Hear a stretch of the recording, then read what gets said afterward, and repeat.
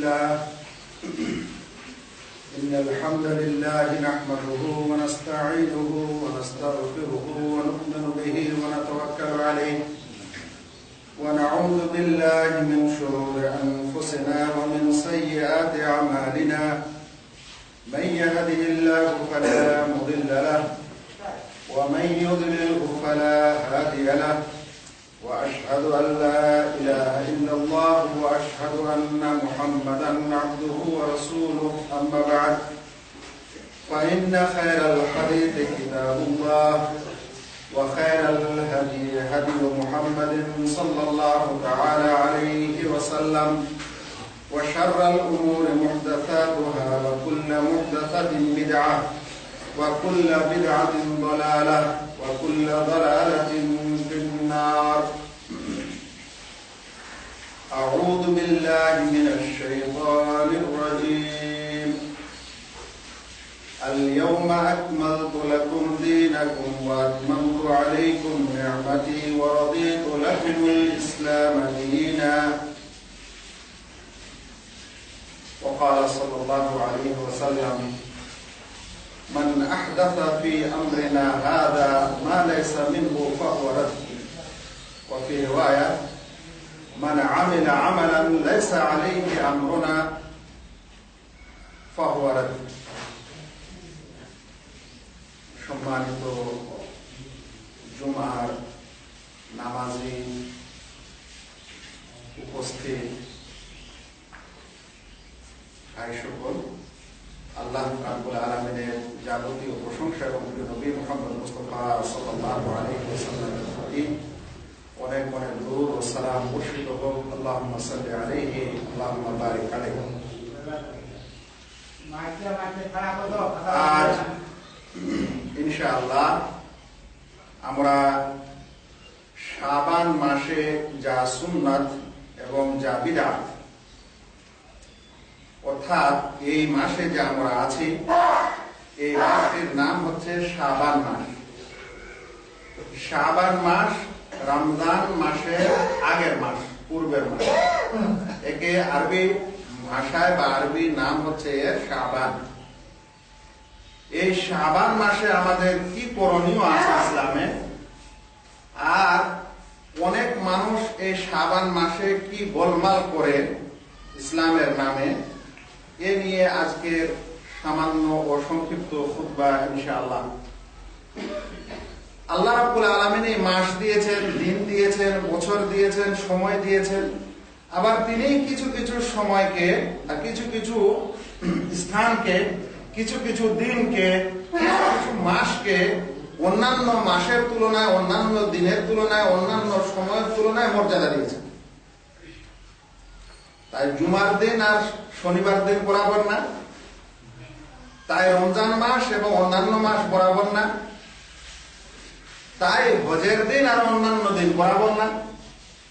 কেন এটা আল্লাহ দিয়েছেন? এটা আল্লাহ এই কারণেই দিয়েছেন যে যেন মানুষেরা সুযোগ গ্রহণ করে, আর ওই সুযোগে সে আল্লাহর বেশি ইবাদত করবে, করার পর আল্লাহ তাআলার সন্তুষ্টি অর্জন করবে, নিজের গুনাহটাকে ক্ষমা করে নেবে। এটা হলো আসল উদ্দেশ্য। দুনিয়াতেও এরকম ভয় থাকে, যারা কাজকর্ম করে ওরা এমনি দিনে কাজকর্ম করে একরকমের, কিন্তু যখন কোনোদিন একটু সরকারি সুযোগ সুবিধা আসে, আজকে বিশেষ কাজ, অমুক জায়গায় এই কাজ আছে, অল্প কাজে অনেক পয়সা, সুযোগটা গ্রহণ করে। যারা কাজ করে না ওরাও দৌড় দেয়। তো দুনিয়াতে মানুষ এটা বুঝে, দুনিয়াবী নিয়মটা মানুষ বুঝে, কিন্তু আল্লাহ রাব্বুল আলামিন ইবাদতের ক্ষেত্রে আমাদেরকে যে সুযোগ সুবিধা দিয়েছেন, এটা আমরা অনেকে বুঝতে চাই না, বুঝেও বুঝতে চাই না। আমাদের প্রয়োজন যে যেই দিনগুলিতে যে সময় আল্লাহ তাআলা বেশি সুযোগ দিয়েছেন ওটা বেশি করে ধরা। তো এই শাবান মাস, যেটা রমজান মাসের আগের মাস, এই মাসে আল্লাহ রাব্বুল আলামিন আমাদের কিছু করণীয় দিয়েছেন। শরীয়তে কিছু এই বিষয়ে মুস্তাহাব আমল আছে যেটা অন্যান্য মাসের তুলনায় কম।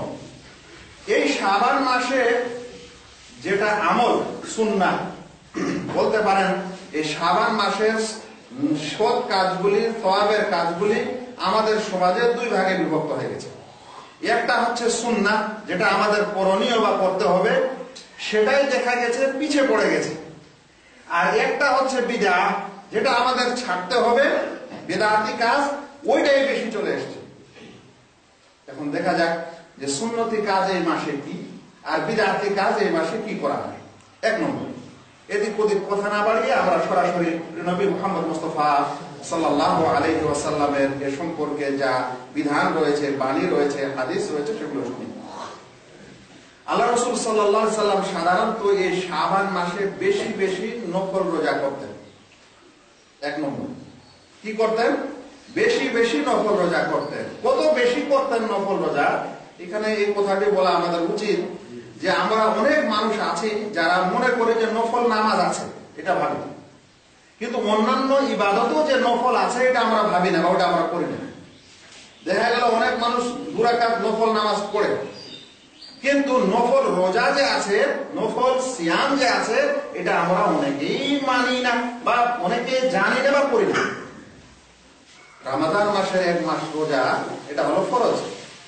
অতঃপর আরাফার দিনে রোজা, মুহররমের দিনে রোজা, শাওয়াল মাসের 6টি রোজা, এগুলো সব মুস্তাহাব রোজা।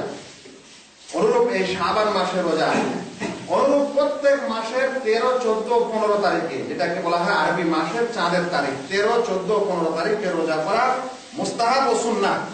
অনুরূপ কেউ যদি এর চাইতেও বেশি করতে চায়, তাহলে প্রত্যেক সপ্তাহে বৃহস্পতিবার ও সোমবারে রোজা করা সুন্নাহ। এর চাইতেও যদি বেশি করে করতে চায় কেউ, তাহলে একদিন রোজা রাখবে আর একদিন ইফতার করবে, মানে একদিন রোজা রাখবে আর একদিন থাকবে, এটাও জায়েজ। যাই হোক, এই শাবান মাসে রাসূল করিম সাল্লাল্লাহু আলাইহি সাল্লাম বেশি বেশি নফল রোজা করতেন। আয়েশা রাদিয়াল্লাহু তাআলা আনহা বলেন, ওয়া মা রাআইতু রাসূলুল্লাহ ইসতাকমালা সিয়ামা শাহরিন ইল্লা রমাদান। আমি আল্লাহ রাসূল সাল্লাল্লাহু আলাইহি সাল্লামকে পূর্ণ 1 মাস রমাদান ব্যতীত রোজা রাখতে দেখিনি। আল্লাহ রাসূল সাল্লাল্লাহু আলাইহি সাল্লাম রমাদান ছাড়া, রমজান তো ফরজ, এছাড়াও তিনি পূর্ণ 1 মাস রোজা রাখতেন, এরকম দেখিনি। ওয়া মা রাআইতুহু আকসারা সিয়ামান মিনহু ফি শাবান, এবং তাকে আমি শাবান মাসে রোজা রাখার চাইতে অধিক সংখ্যায় অন্যান্য দিনে রোজা রাখতে দেখিনি। দুটি কথা, একটি হলো যে আল্লাহ রাসূল সাল্লাল্লাহু আলাইহি সাল্লাম রমজান মাস ছাড়া পূর্ণ 1 মাস আর কোনোদিন নফল রোজা রাখতেন না, কিন্তু যেই মাসে সবচেয়ে বেশি নফল রোজা রাখতেন ওই মাসটা হতো কোন মাস? এই শাবান মাস। হাদিসটিকে ইমাম বুখারী বর্ণনা করেছেন 1969 নম্বর হাদিস। তাহলে বোঝা যাচ্ছে যে শাবান মাসে রাসূল করিম সাল্লাল্লাহু আলাইহি সাল্লাম বেশি বেশি কি করতেন? নফল রোজা রাখতেন। বুখারীর একটি বর্ণনা এসেছে, কানা ইয়াসুমু শাবান কুল্লাহ, আল্লাহ রাসূল সাল্লাল্লাহু আলাইহি সাল্লাম পূর্ণ 1 মাসে পুরো শাবানটা রোজা রাখতেন, পুরো শাবান মাসে রোজা রাখতেন। একটু পার্থক্য হয়ে গেল, প্রথম হাদিসে আয়েশা রাদিয়াল্লাহু তাআলা আনহা বলছেন যে আমি পূর্ণ 1 মাস রোজা রাখতে দেখিনি রমজান ছাড়া। বুখারীর riwayate আসছে যে পূর্ণ 1 মাসে রোজা রাখতেন। এর ব্যাখ্যা উলামায়ে কেরাম বলেছেন, মানে এত বেশি রোজা রাখতেন যে 1-2 দিন ছাড়া গেল এটা বোঝা যেত না। যেমন মনে করেন যে একজন মানুষ যদি মনে করেন যে বাইরে গেছে কোথাও, দেখা গেল 28 দিন পর গ্রামে এসেছে, কতদিন থাকলে 1 মাস থাকলো, ওই যে 2 দিন ছুটে গেল, মানে মাসের অধিকাংশটাই সে বাইরে কাটিয়ে দিয়েছে। ওই জন্য ওর জন্য এটা বলা বৈধ বা এটা সমাজে প্রচলিত যে আমি 1 মাসের থেকে আসলাম, 1-2 দিনের কোনো ব্যাপার না। তো আল্লাহ রাসূল সাল্লাল্লাহু আলাইহি সাল্লাম এত বেশি রোজা রাখতেন যে রাবী বর্ণনাকারী বলছেন যে পূর্ণ 1 মাসের রোজা রেখে দিতেন শাবান মাসে। আরেকটি বর্ণনা এসেছে মুসলিম শরীফের হাদিস, কানা ইয়াসুমু শাবান ইল্লা কালিলা, আল্লাহ রাসূল সাল্লাল্লাহু আলাইহি সাল্লাম শাবান মাসে রোজা রাখতেন, কিন্তু অল্প একটু বাদ দিতেন। অল্প একটু কি করতেন? বাদ দিতেন। তাহলে কি বোঝা যাচ্ছে যে এই শাবান মাসের আসল কাজ ও আসল সুন্নতি কাজ হচ্ছে যে মানুষ এই মাসে বেশি বেশি কি করবে? নফল রোজা রাখবে। কেন নফল রোজা রাখতেন আল্লাহ রাসূল সাল্লাল্লাহু আলাইহি সাল্লাম বেশি বেশি করে এই মাসে, অন্যান্য দিনে রাখতেন না এত বেশি? এর কারণটা কি? এর কারণটাও হাদিসে এসেছে, শোনা যাক কি কারণে রাসূল সাল্লাল্লাহু আলাইহি সাল্লাম এই মাসে বেশি রোজা রাখতেন। আল্লাহ রাসূলকে জিজ্ঞাসা করা হলো যে এই মাসে আপনাকে বেশি রোজা রাখতে দেখা যায়, কারণটা কি?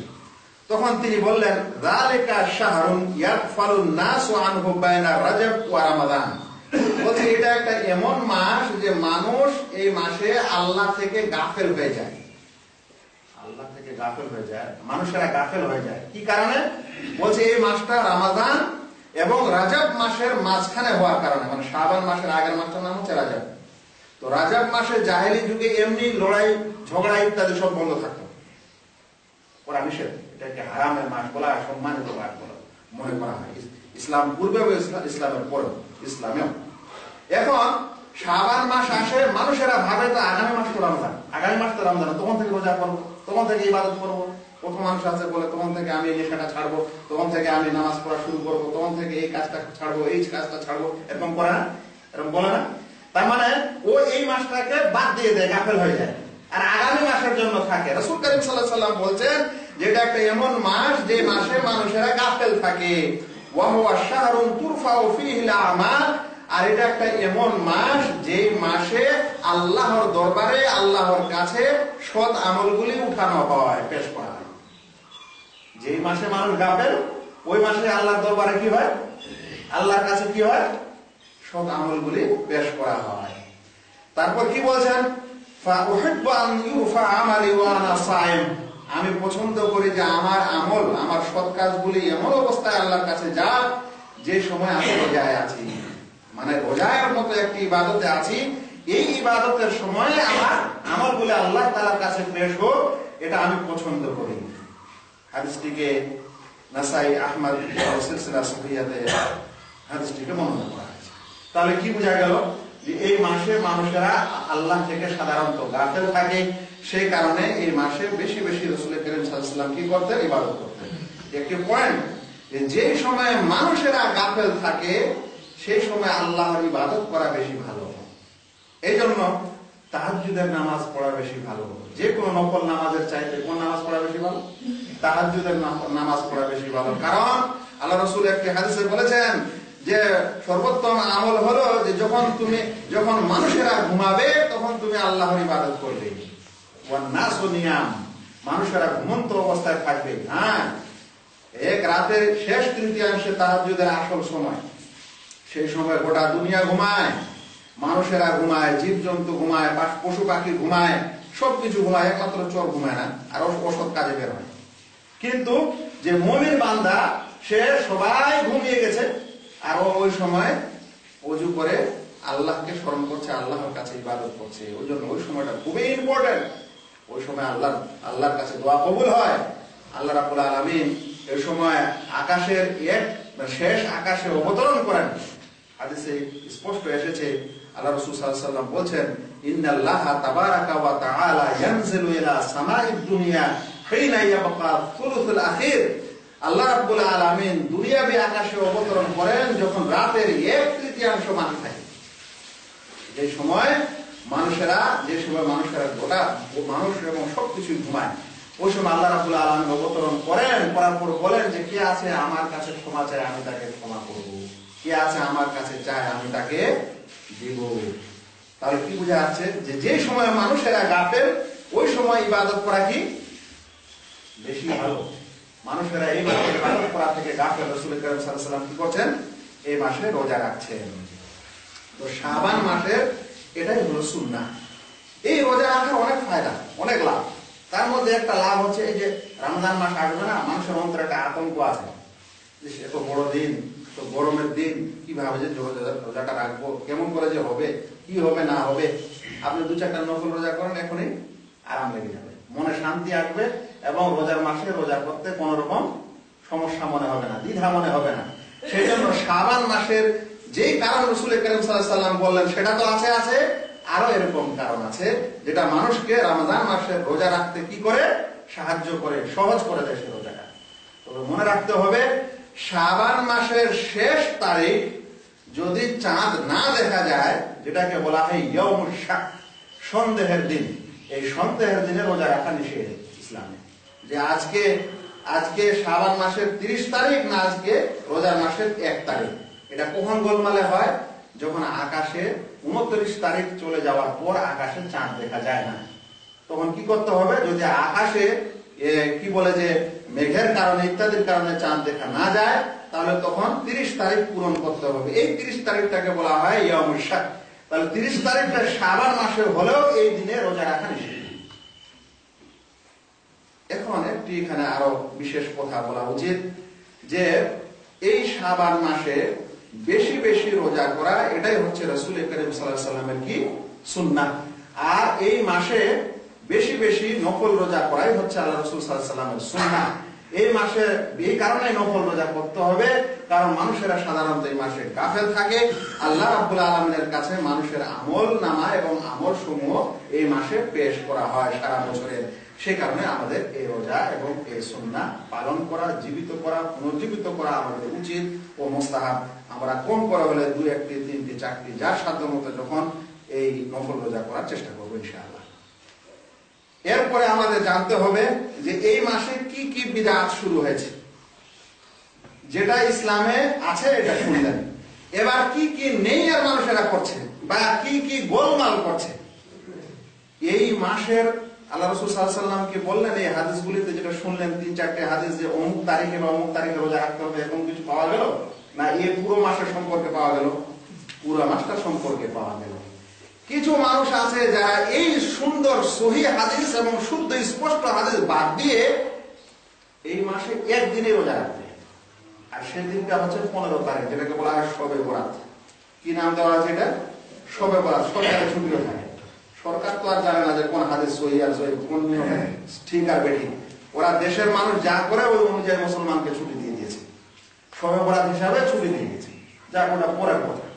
কথা হলো এই শবে বরাতটা হচ্ছে 14 তারিখ, শাবান মাসের 14 তারিখ দিবাগত দিন চলে যাওয়ার পর রাতে সাহারি খেয়ে 15 তারিখে রোজা রাখবে, এবং এটাকে বলা হয় শবে বরাতের রোজা। দেখুন অধিকাংশ গ্রামে এটা পালন হয়। দেখেন এই শবে বরাতের রোজার সম্পর্কে একজন মানুষ আবার জিজ্ঞাসা করতে পারে যে রোজাই তো করলো, ভালো কাজই তো করলো, তো কেন নিষেধ করছে? ভালো কাজটা তো করলো, কিন্তু 15 তারিখ কেন করলো? তার আগে তো করতে পারতো। আজকে জুমার দিন, আমরা যদি আগামীকালকে জুমা করে তো হবে? হবে? তো ও রোজা রাখতে বললো রাসূল সাল্লাল্লাহু আলাইহি ওয়াসাল্লাম আম ভাবে, সাধারণ ভাবে, ও নিয়ে গেল 15 তারিখে, কেন? এটা সমস্যা, এক নম্বর। দ্বিতীয় নম্বর কথা হলো, শোনেন এই সম্পর্কে একটি হাদিস এসেছে, হাদিসটির সম্পর্কে জানা যাক এটা কেমন হাদিস। হাদিসটি এসেছে ইবনে মাজাহ। বলা হচ্ছে ইযা কানাত লাইলাতান নিসফি মিন শাবান ফাকুমু লাইলাহা ওয়া সুমু নাহারাহা। যখন শাবান মাসের মধ্যরাত আসবে তখন তোমরা দিনের বেলা, রাতের বেলা কিয়াম করো আর দিনের বেলা রোজা রাখো। রাতের বেলা কি করো? কিয়াম করো, আর দিনের বেলা রোজা রাখো। কিয়াম করো মানে কি? কিয়াম মানে দাঁড়িয়ে দাঁড়িয়ে নামাজ আদায় করা, নফল রোজা, নফল নামাজ, যেমন রমজান মাসে তারাবিহ করা হয়, এটাকে বলা হয় কিয়াম। বলছে কিয়াম করো আর দিনের বেলা রোজা রাখো। কিন্তু সমস্যা হলো এই হাদিসটি অনেকে মওযু বলেছেন। মওযু মানে জাল, বানাওয়াট হাদিস। আর অনেকে নিতান্ত দুর্বল বলেছেন, কারণ হাদিসটি বর্ণনাকারীর মধ্যে একজন রয়েছে যার নাম হলো ইবনু আবি সাবরা। তার সম্পর্কে আহমদ বিন হাম্বল এবং ইবনু মাইন বলছেন ইয়াদাউল হাদিস, এই ব্যক্তি হাদিস জাল করতো, বানাতো, বানিয়ে এই হাদিস তৈরি করে দিয়েছে। আর এই হাদিস পেয়ে আমাদের মানুষ, সমাজের কিছু মানুষ কি করতে লেগেছে? রোজা করতে লেগেছে আর রাতের বেলা কিয়াম করতে লেগেছে। ভাই, আমরা যদি এখন সকলে মিলে আজ বলি যে আজকে জুমার দিন গেল, আজকে রাতটা খুব ভালো, আজকে রাতে আমরা সবাই একটা নামাজ পড়ব, চলবে? চলবে যে আজকে রাতে আমরা সবাই মিলে যেমন তারাবির নামাজ হয় ওরকম একটা নামাজ পড়বো, 2 রাকাত বা 10 রাকাত বা 20 রাকাত, চলবে? চলবে না। এটা ইসলামে নাই। যখন নাই তো আমরা তৈরি করতে পারি না। তো যদি শবে বরাতের রাতে নামাজ না থাকে তো নামাজ তৈরি করতে পারি আমরা? কিন্তু আপনারা দেখবেন এরকম বিদআতি সমাজে, কিছু মুসলিম সমাজে ওরা এই রাতে সবাই সুন্দর সুন্দর কাপড় পরে, গোসল করে, একেবারে ঈদের মতো মসজিদে উপস্থিত হয়ে এখন নামাজ আদায় করবে। নামাজের নাম আবার সালাতে আলফিয়া, হাজারি নামাজ। হাজারি নামাজ মানে 1000 রাকাত নামাজ না পড়বে, প্রত্যেক রাকাতে কুল আল্লাহ পড়বে। তো এই নামাজ আছে সমাজে, যেটা রাসূল করিম সাল্লাল্লাহু আলাইহি ওয়াসাল্লামের সুন্নাহ না, একটি বিদআত। মনে রাখা উচিত যে কোনো ইবাদতটি তখনই করতে হবে যখন সেই ইবাদতটি সহিহ দলিল দ্বারা প্রমাণিত হবে। যদি সহিহ দলিল দ্বারা প্রমাণিত না হয় তাহলে সেটি করা যাবে না। এটাই হচ্ছে সুন্দর ইসলামের প্রথা এবং ভালো মুসলিমের নিয়ম। যদি এই নিয়ম বাদ যায় তাহলে আজল গাজল গাঁজাখোর যা আছে তাই ইসলামের নামে চলে যাবে, আর সহিহ ইসলাম কি সেটা খুঁজে পাওয়া যাবে না। তাছাড়া যদি নামাজ পড়তেই চায় এই সকল লোকেরা, তাহলে তাহাজ্জুদের নামাজ পড়ুক না, ওই নামাজের তো কোনো জয়ীফ হাদিস নেই। তাহাজ্জুদের নামাজ পড়ুক, কেন তাহাজ্জুদের নামাজ পড়তে আসে না? এগুলো আসলে অধিকাংশই বেনামাজ, আর ভাবছে যে একদিন নামাজ পড়ে আমি আল্লাহর কাছে ক্ষমা নিয়ে নেব। আল্লাহ রাব্বুল আলামিন অন্তরের খবর জানেন না? সবাই জানেন আল্লাহ অন্তর জানেন, আলিমুন বিযাতিস সুদূর। এই সকল লোকেরা বছরে একবার যখন মসজিদে নামাজ পড়তে এসেছে, আল্লাহ জানে না যে এরা, এই সকল লোকেরা সত্যিকারে আমার ইবাদত করতে এসেছে না একদিনের জন্য এসেছে, এক রাতের জন্য? আর এখান থেকে বের হবে আর ফজরের নামাজ পড়বে না, নফলের বেলা জামাত পড়লো, ফজরের বেলা খেয়াল নেই, আল্লাহ জানেন না এগুলা? তো এই সকল মানুষের সংখ্যাই হয়ে গেছে বেশি। এরা মনে হচ্ছে যে সুযোগ চাচ্ছে, অফার চাচ্ছে, অফারে আল্লাহর কাছে জান্নাত দিতে চাচ্ছে। এই সকল কথা চিন্তা করা দরকার। ওই সকল লোককে যারা মাত্র একদিন ইবাদত করতে চায় আর আল্লাহর কাছে ক্ষমা চায় যে আমাকে সারা জীবনের সবকিছু মানে সমাধান করে দিবেন এবং ক্ষমা করে দিবেন। এই রাতকে দুর্ভাগ্যবশত কিছু মানুষ বলছে এটা হচ্ছে ভাগ্য রজনীর রাত। কিসের রাত? আমাদের গ্রামে এগুলা নাই, অনেক মানুষ বুঝতে পারছেন না, কিন্তু আশেপাশে আত্মীয় স্বজন তো আছে, ওদেরকে তো জানেন। ওরা বলছে এই রাতটা হচ্ছে ভাগ্য রজনী। কেমন ভাগ্য রজনী? বলে এই রাতে ভাগ্য লেখা হয়। ভাই, আল্লাহ রাসূল সাল্লাল্লাহু আলাইহি সাল্লাম সুন্দর ভাবে মুসলিম শরীফের একটি হাদিসে বলছেন যে ইন্না আহাদাকুম ইউজমাউ খালকাহু ফি বাতনি উম্মিহি 40 ইয়াওমান নুতফাতান। তোমাদের মধ্যে এক ব্যক্তি মানে এক সন্তান যখন সে মায়ের পেটে প্রথমে আসে তখন প্রথমত 40 দিন বীর্য রূপে মায়ের পেটে থাকে, অতঃপর তখন 40 দিন, অতঃপর 40 দিন জমাট রক্ত হিসাবে থাকে, অতঃপর 40 দিন গোশত হিসাবে থাকে, গোশতের একটা টুকরা হিসাবে, অতঃপর 40 দিন যখন পূরণ হয় তখন একজন ফেরেশতা আল্লাহ রাব্বুল আলামিন পাঠিয়ে দেন। দেওয়ার পর ফেরেশতা এসে রূহ মুখে দেন, আত্মা দিয়ে দেন। ওই জন্য 4 মাস যখন বয়স হয় তখন বাচ্চা পেটে নড়াচড়া শুরু করে, তার আগে রূহ নেই। তারপর কি বলছেন? এই রূহ দেওয়া হলো, দেওয়ার পর ওই ফেরেশতাকে আল্লাহ রাব্বুল আলামিন আদেশ করেন 4টি জিনিস লিখতে। বেকাতবে রিজকিহি, তার রুজি রোজগার লিখে দেওয়ার আদেশ করে দেন ফেরেশতাকে। ওর রুজি কি হবে, কোথায় কতখানি কামাবে, ইনকাম করবে না করবে সব লিখে দেওয়া আছে। ও তো খুঁতখাত করে লাভ নেই, পাবেনই রুজি। একটা হাদিসে এসেছে যে লান তামুতা নাফসুন, কোন নাফস, কোন আত্মা মরবে না হাত্তা ইয়াস্তাউফি আখিরা রিজকি, যতক্ষণে সে তার আখেরি রিজক, লাস্ট রিজকটা না পেয়ে নেয় ততক্ষণ পর্যন্ত মরবে না। রিজক যতদিন আছে ততদিনই বাঁচবে। সেই জন্য রিজক কার কতখানি আছে ওই দিনই লেখা হয়ে যায়। তারপর কি লেখা হয়? লেখা হয় ওয়া আজালে, তার বয়স কত হবে লিখে দেওয়া হয়। ওয়া আমালে, তার আমল কি হবে, সে কি কি আমল করবে সেটাও লিখে দেওয়া হয়। ওয়া শাকিয়ুন আও সাঈদুন, সৌভাগ্যবান হবে না ও সৌভাগ্যবান হবে, সবই লিখে দেওয়া হয়। আর ভাগ্য রজনীর দরকার আছে? আল্লাহ পেটে থাকতেই ভাগ্য লিখে দিয়েছেন, বরং ভাগ্য পেটে লিখেছেন মানুষের। আর এই পৃথিবী এবং সারা জগৎ তৈরি করার পূর্বে আল্লাহ রাব্বুল আলামিন প্রথমে কলম তৈরি করেছিলেন, করার পর তখন কলমকে আদেশ করেছিলেন যে লিখো যেগুলো হবে কিয়ামত পর্যন্ত। তো এক তো তাকদীর, ওটা লিখে দিয়েছেন। হাদিসে এসেছে যে জাফাতিস সুহুফ ওয়া রুফিআল কালাম, কলম তুলে নেওয়া হয়েছে আর রেজিস্টার শুকিয়ে গেছে। ভাগ্য তো ওটাই লিখে দেওয়া হয়েছে, আবার পেটের সময় লিখে দেওয়া হলো। তারপরে আর কি ভাগ্য রজনী চায়? অতঃপর ভাগ্য রজনী কি মানুষ মানে ওই আল্লাহকে ধোঁকা দিয়ে ভাগ্য রজনী লেখা যাবে না? আল্লাহ রাব্বুল আলামিন আমি যেরকম হব সেই অনুযায়ী ভাগ্য লিখেছেন। তো কোন মানুষ মনে করেন যে ওই শবে বরাতের রাতে এসেছে ইবাদত করতে, আল্লাহ ভাগ্য পাল্টে দেবেন না? ওর ভালো মন্দ অনুযায়ী আল্লাহ রাব্বুল আলামিন ভাগ্য লিখবেন, একটু বুঝার দরকার। হাদিসে এসেছে এই পরে আর এই, যাই হোক বিস্তারিত বলার সময় নেই, আগে চলেন। কিছু মানুষ আবার মনে করে যে এই দিনে একটু রান্না বান্না খাওয়া দাওয়া ভালো করে তৈরি করতে হবে, যারা মারা গেছে তারা নাকি ফিরে আসে ওই দিন, ওদের রূহ বাড়িতে এসে রান্না বান্না খায় না, দেখতে আসে। নাউযুবিল্লাহ। রূহ ইসলামের বিধানে রূহ একটা এমন বিষয়, আত্মা একটা এমন বিষয় যার সম্পর্কে আল্লাহ বলেছেন যে এর সম্পর্কে তোমাদেরকে বেশি ইলম দেওয়া হয়নি। আর আত্মা একটা এমন জিনিস যে কোথায় থাকবে আর কোথায় আসবে এটাকে আমার বিবেক দিয়ে বলতে হবে না, আমার কোরআন সুন্নাহ বলবে। রূহ ফিরে আসে, রূহ শান্তি পায় না, এই রূহের শ্রাদ্ধ করে হিন্দুরা। যতক্ষণ আমাদের শ্রাদ্ধ না হয় ততক্ষণ পর্যন্ত কি হয় না, বলে আত্মা শান্তি পায়নি। তা আমরা আবার শ্রাদ্ধ করতে লেগেছি প্রত্যেক শাবান মাসের শবে বরাতের রাতে। আল্লাহ তাআলা কোরআনে বলছেন ওয়া মিন ওয়ারাইহিম বারযাখুন ইলা ইয়াউমি ইউবআসুন। ভালো করে শুনেন কোরআনের কথা, মানুষের কথা বাদ। ওয়া মিন ওয়ারাইহিম বারযাখুন ইলা ইয়াউমি ইউবআসুন, যারা বিগত হয়ে যায় তাদের পিছনে একটা আড় হয়ে যায় কিয়ামত পর্যন্ত, যতদিন পর্যন্ত মানুষ না উঠবে ততদিন পর্যন্ত আর পৃথিবীতে আর কেউ আসতে পারবে না। ওর রূহ কোথায় যায় নিয়ে ওলামায়ে কেরামের বিরাট মতভেদ। কেউ বলছেন যে আল্লাহর কাছে থাকে, কেউ বলে যে জাহান্নামে আছে, কাফেরদের রূহ আর ভালো রূহগুলো আল্লাহ তাআলার কাছে আছে, কেউ বলে জান্নাতে আছে, কেউ বলে জাহান্নামে আছে, কেউ বলে জান্নাতের দরজায় আছে, কেউ বলে ইল্লিনে আছে, কেউ বলে সিজ্জিনে আছে। এটা বিরাট একটা মতভেদ। এবং হাদিসের আলোকে দেখতে গেলে বিশেষ বিশেষ লোকের রূহ বিশেষ বিশেষ স্থানে আছে, সব এক জায়গায় নেই।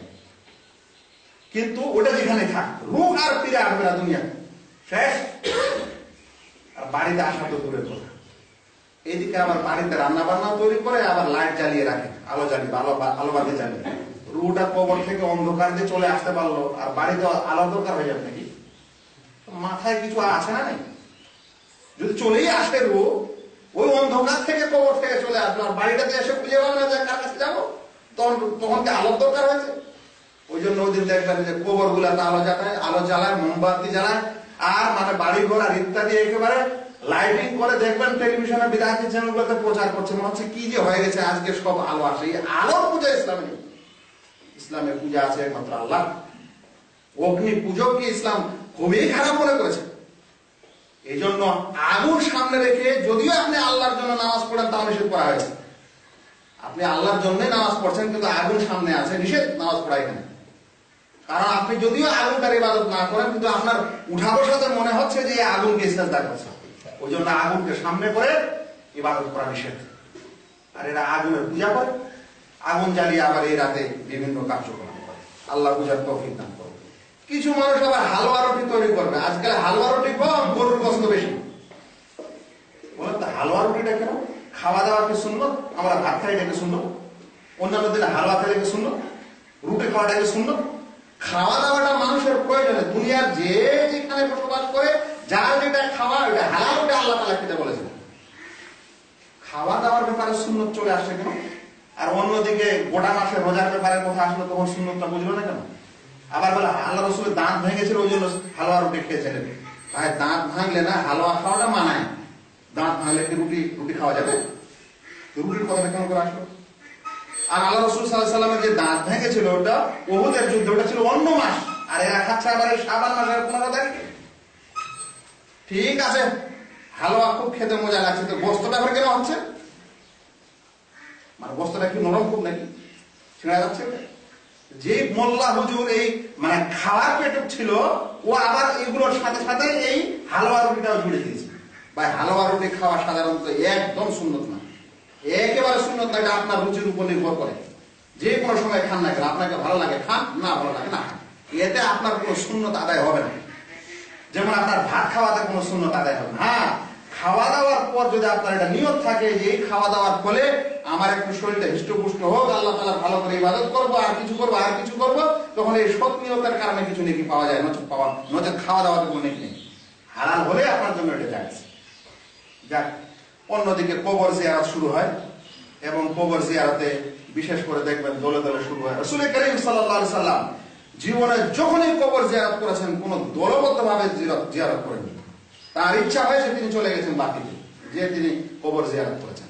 তার সাথে তার কোন স্ত্রী গেছেন আলাদা কথা, কিন্তু জমায়েত সহকারে সকলকে নিয়ে তিনি কবর জিয়ারত করেননি। আর না কোনদিন ডেট নির্ধারণ করেছেন। আমাদের উচিত কবর জিয়ারত করা সব সময় যখন মানুষের সুযোগ হবে। কিন্তু বড় একটা সমস্যা আজকের খুতবায় বলতে চাচ্ছিলাম না, কোনদিন এটা একটা বড় মিটিং করা যেতে পারে। কবরস্থান কিন্তু নিজের হওয়া উচিত না। কবরস্থান কিন্তু নিজের হওয়া উচিত নয়। যেমন মসজিদ নিজের হবে না, তেমন কবরস্থানও কিন্তু নিজের হবে না। এটা উচিত হলো সর্বসম্মতিক্রমে এক গ্রামের 2-4 গ্রামের মিলে একটা কবরস্থান করা, যেমন একটা ঈদগাহ হয়, যেমন একটা মসজিদ হয়, এরকম করা। আমাদের এই সমাজগুলোতে এর ব্যতিক্রম হয়েছে। আমাদের নিজের পুকুর পাড়, নিজের স্থানে কবরস্থান হয়েছে। এই কারণে কবরস্থান খুঁজেও পাচ্ছে না আজকাল মানুষ, এমন অবস্থা হয়েছে। খুব বেশি তো নিজের কেউ আত্মীয় স্বজনের কবর জিয়ারত করে, আর এক জায়গায় কবরটা থাকলে সকলে মিলে, আর যদি গ্রামের 10টা মানুষ একদিন করে একজন যায় তাহলে সকলের জন্য দোয়া হয়। কিন্তু চারিদিকে কবর থাকার কারণে যদি নিজের আত্মীয় স্বজন গিয়ে কারোর জন্য দোয়া করলো তো করলো, কবর জিয়ারত করলো তো করলো, নচেত নাই, এই প্রসঙ্গটা থাক। যাই হোক, এই কবর জিয়ারতের সম্পর্কে যে হাদিসটা এসেছে সেটাও সহিহ হাদিস। আমি আর এ সম্পর্কে প্রথম খুতবায় বেশি লম্বা করছি না, এখানে প্রথম খুতবা শেষ করলাম। ওমা আলাইনা ইল্লাল বালাগ।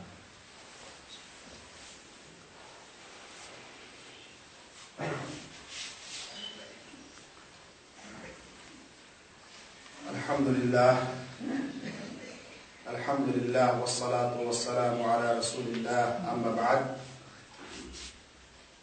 قال تعالى اليوم أكملت لكم دينكم وأتممت عليكم نعمتي ورضيت لكم الإسلام دينا। সম্মানিত উপস্থিতি, আমরা শাবান মাস এবং শাবান মাসে যে সকল বিদআতি কাজ হয় সেগুলোর আলোচনা করছি আজকের এই খুতবায়। যারা এই শাবান মাসের এই শবে বরাত বা মধ্যরাতে 15 তারিখে ইবাদত বন্দেগী এবং ইত্যাদি কার্যকলাপ করে থাকেন, তাদের কিছু দলিল রয়েছে, যে দলিলগুলোর সব দলিলই প্রায় জয়ীফ। তার মধ্যে খুবই সংক্ষিপ্ত আকারে দ্বিতীয় খুতবায় 5-7 মিনিটে আমি বর্ণনাটা দিই। 1 নম্বর একটি হাদিস এসেছে তিরমিজিতে, যে হাদিসে দেখা যাচ্ছে যে একদিন রাসূল করিম সাল্লাল্লাহু আলাইহি সাল্লাম ওই রাতে কবরস্থানে গেলেন। আয়েশা রাদিয়াল্লাহু তাআলা আনহা তাকে খুঁজে পেলেন না। ফিরে যখন আসলেন তখন আল্লাহর রাসূল বললেন, তুমি কি মনে করছো আমি অন্য স্ত্রীর কাছে চলে গেছি? এরকম হয়নি। আমি জানো এটা কোন রাত, এই রাতে আল্লাহ রাব্বুল আলামিন এতগুলো লোককে ক্ষমা করেন, কালব গোত্রের ছাগলের প্রসবের বরাবর সংখ্যাকে ক্ষমা করে দেন। এই হাদিসটি তিরমিজিতে এসেছে। দুর্ভাগ্যবশত যারা এই হাদিস বর্ণনা করে, এই হাদিসটার পরে ইমাম তিরমিজি যে কথাগুলি লিখেছেন সেটা বর্ণনা করে না, কারণ এটা বর্ণনা করলে ওদের ওই হাদিসের উপর আমল হবে না। ইমাম তিরমিজি হাদিসটা বর্ণনা করার পর নিজেই বলছেন কালা আবু ঈসা। ইমাম তিরমিজির লাকাব ছিল, উপনাম ছিল আবু ঈসা। তিনি বলছেন যে সামি'তু মুহাম্মাদান ইউদাইফু হাদাল হাদিস, আমি মুহাম্মাদের কাছে শুনেছি। মুহাম্মদ ইমাম বুখারী, তার নাম ছিল মুহাম্মদ, বলছে মুহাম্মদ বিন ইসমাঈল। ইমাম তিরমিজির তিনি ওস্তাদ। অর্থাৎ ইমাম তিরমিজি হাদিসটা লেখার পর বলছেন তার ওস্তাদের বরাতে যে আমি আমার ওস্তাদ মুহাম্মদ বিন ইসমাঈলের কাছে শুনেছি ইউদাইফু হাদাল হাদিস, তিনি এই হাদিসটাকে জয়ীফ বলতেন। তার যদি ইমাম বুখারী ওটাকে হাদিস জয়ীফ বলেন, ইমাম তিরমিজি যদি জয়ীফ বলেন, তাহলে আমরা কেন আবার আমল করব? এটা 1 নম্বর। ওই হাদিস বলবে কিন্তু হাদিসের পরের কথাগুলি বলবে না, 1 নম্বর। দ্বিতীয় নম্বর হাদিসটি ইবনে মাজাহ বর্ণনা করেছেন, যেটা একটু আগে আপনাদের শোনালাম, যে যখন এই মধ্যরাত আসবে তখন দিনের বেলা রোজা রাখো, রাতের বেলা কিয়াম করো। ইবনে মাঈন একজন হাদিসের বিচক্ষণ পণ্ডিত, সর্বসেরা পণ্ডিতদের একজন হাদিসের ব্যাপারে, রিজাল শাস্ত্রের মধ্যে। ইমাম আহমদ বিন হাম্বল, তারা দুজনেই বলছেন যে এখানে রাবী রয়েছে ইবনে আবি সাবরা, এই হাদিস জাল করে বর্ণনা করতো, তাই ওই আমলও করা যাবে না। কিন্তু যদি আমরা একেবারে সবকিছু উড়িয়ে দিই তাহলে ভুল হবে। একটি হাদিস ইবনে মাজাহতে এসেছে এই রাতের একটা বিশেষ ফজিলতের সম্পর্কে। ওই হাদিসটার সম্পর্কে সামান্য একটু কথা বলে দিই। আর একটি হাদিস তাবারানীতেও এসেছে এই রাতের সম্পর্কে। হাদিসটি হলো এই, যেটা ইবনে মাজাহে এসেছে। সেটা কি? ইবনে মাজাহ যে হাদিসটির সনদ চলার মতো, হাসান মানার মতো, সেই হাদিসটি হলো ইন্নাল্লাহা লা ইয়াত্তালিউ ফি লাইলাতিন নিসফি মিন শাবান, আল্লাহ রাব্বুল আলামিন শাবান মাসের মধ্যরাতে উঁকি মারেন, বা বলতে পারেন অবলোকন করেন, দেখেন। ফায়াগফিরু লিজামিই খালকিহি, তিনি সকল মাখলুককে ক্ষমা করে দেন 2 প্রকার লোক ছাড়া। 1 নম্বর হলো মুশরিককে ক্ষমা করেন না, 2 নম্বর হলো মুশাহিন। মুশাহিন মানে বিদ্বেষী ও হিংসুককে ক্ষমা করেন না। ইল্লা লিমুশরিকিন আও মুশাহিন, কিন্তু মুশরিককে কি এবং বিদ্বেষী ও হাসাদ, যাদের অন্তরে খুব বেশি বিদ্বেষ আছে আর খুব বেশি কি বলে যে মানে এক অপরের সম্পর্কে শত্রুতা আছে, এরকম ব্যক্তিকে আল্লাহ রাব্বুল আলামিন ক্ষমা করেন না, বাকি সকলকে ক্ষমা করে দেন। এখন কথা হলো, তাহলে এই রাতে ক্ষমা পাওয়ার যোগ্য হতে হলে কি ছাড়তে হবে? 1 নম্বর শিরক ছাড়তে হবে। আর শিরকের ব্যাখ্যা আজকে দেওয়া যাচ্ছে না। শিরক হলো আল্লাহ ব্যতীত যাবতীয় ইবাদত, আল্লাহ ছাড়া অন্যের উদ্দেশ্যে যে রকমের ইবাদত হোক না কেন ওটাকে শিরক বলে। ওটা করলে এই রাতে ক্ষমা নেই।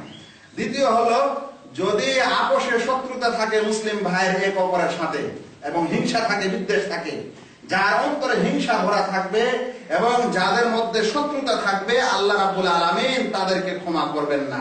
তাই প্রত্যেক মুসলিম আরেক মুসলিম ভাইয়ের সম্পর্কে কোন রকমের বিদ্বেষ রাখতে পারে না, কোন রকমের শত্রুতা রাখতে পারে না। যদি তর্ক বিতর্ক হয়ে যায় 3 দিনের মধ্যে সব সমস্যা সেরে নিতে হবে। মানুষ অনেক ভালো মনে হয় দেখতে, অনেক সুন্দর কথা বলে, কিন্তু যদি মুসলিম হওয়ার পর মুসলিম ভাইয়ের সম্পর্কে বিদ্বেষ রাখে, শত্রুতা রাখে, হিংসা রাখে, আল্লাহ রাব্বুল আলামিন ক্ষমা করেন না। তাই ওই ব্যক্তি ক্ষমা হবে না, বাকি সকল ব্যক্তি ক্ষমা হবে। কিন্তু বলেন তো, হাদিসে কি বলা হলো তোমরা নামাজ পড়ো? কিন্তু এই হাদিসে কি বলা হলো যে তোমরা রোজা করো? এই হাদিসে কি বলা হলো তোমরা হালুয়া রুটি তৈরি করো? এই হাদিসে কি বলা হলো তোমরা কবর জিয়ারত করো? এগুলো কিছুই নেই। যেমন জুমার দিনের ফজিলতের সম্পর্কে এসেছে যে খায়রু ইয়াউমিন, ওই দিনগুলির সব দিনগুলির মধ্যে উত্তম দিন যে দিনে সূর্য উদিত হয়, এটা হলো জুমার দিন। তাহলে জুমার দিনে সবচেয়ে উত্তম দিন যে দিনে সূর্য উদিত হয়। এখন এর কারণে কি আমাদের অন্য কিছু ইবাদত আছে এরকম রোজা ইত্যাদি ইত্যাদি? তো ঠিক তেমনই শাবান মাসের এই মধ্যরাতের যে ফজিলতটা আছে সেটার জন্য ইবাদত নাই, কিন্তু আপনাকে দুটি জিনিস ছাড়তে হবে। মনে রাখা উচিত যে কোনো কাজ করা যেমন ইবাদত, আর আল্লাহ রাব্বুল আলামিন যেগুলো নিষেধ করেছেন সেগুলো ছেড়ে দেওয়া ইবাদত। তাই নামাজ পড়া যেমন ইবাদত, হিংসা ছাড়াও একটা ইবাদত, বিদ্বেষ ছাড়াও একটা ইবাদত, শত্রুতা ছাড়াও ইবাদত, শিরক ছাড়াও ইবাদত। লাস্ট কথা, ঘুরে ফিরে আবার এই কথাই বলবে যে শাবান মাসের সম্পর্কে অনেক দলিল প্রমাণ এসেছে, তাই একটু আমরা এগুলো করলাম তো কি ক্ষতি? আমরা বলবো যে সকল দলিল এসেছে সব দলিল গুলাই হচ্ছে ওরকম, যেরকম আপনাকে কেউ এক ব্যাগ আম দিল আর সব আম পচা, সব আম কি? সব আম পচা। তো সব পচা আম যদি দেয়, একটাও যদি ভালো আম না থাকে, আপনার ওই আম দিয়ে কোনো কাজ হবে? তো যারা বলে যে অনেকগুলা দলিল প্রমাণ এসেছে, অনেকগুলো আসলে তো অনেকগুলো আসার ব্যাপার না, ব্যাপার হলো সহি এসেছে কিনা। সবগুলা যদি জয়ীফ হয়, জাল হয়, দুর্বল হয়, পচা টাইপের হয়, তাহলে তো আর ওগুলা নিয়ে কোনো লাভ নেই। সেই জন্য মানুষকে আমল করতে হবে, উত্তম আমল, সর্বশ্রেষ্ঠ আমল, যে আমল করলে মানুষের নেকি হবে, সওয়াব হবে, গ্যারান্টি আছে। আর যেগুলোর মধ্যে সমস্যা আছে, ঝামেলা আছে, দুর্বলতা আছে, সেগুলো ছাড়তে হবে। এটা মানুষের প্রত্যেকের বিবেক বলে।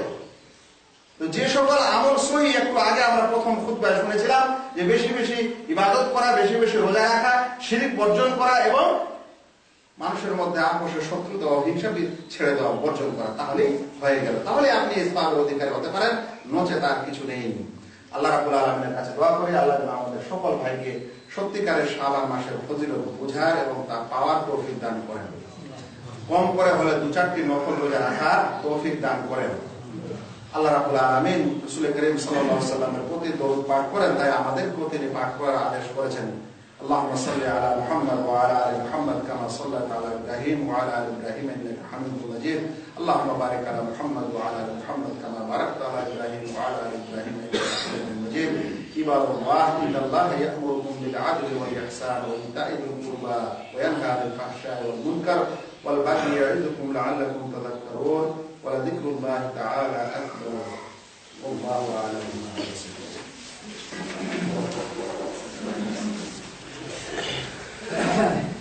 Hey.